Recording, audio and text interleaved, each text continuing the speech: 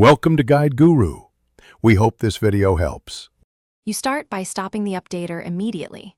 Open Services as administrator and locate the Windows Update service. Right-click and choose Stop. This halts automatic downloads right now. Once stopped, make sure you note whether updates were pending so you can resume later if needed. While the service is paused, do not reboot yet. You need to change how Windows manages the service so it does not restart on its own after a restart or network reconnect.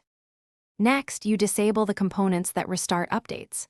Open each service: Windows Update Medic Service, WA-S Medic SVC, and Background Intelligent Transfer Service, BITS. Set startup type to disabled and stop them. Then go to C/Windows and rename the software distribution folder to Software Distribution. Old to prevent cached update files from forcing activity.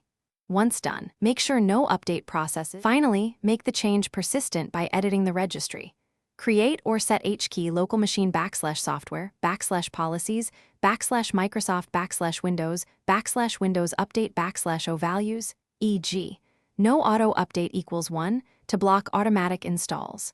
Then adjust permissions on those registry keys so local system processes cannot overwrite them. Reboot and confirm updates remain off in settings.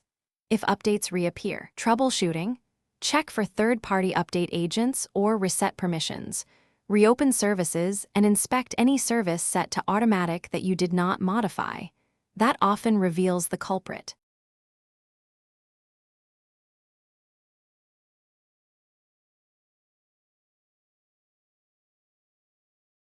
Thanks for watching.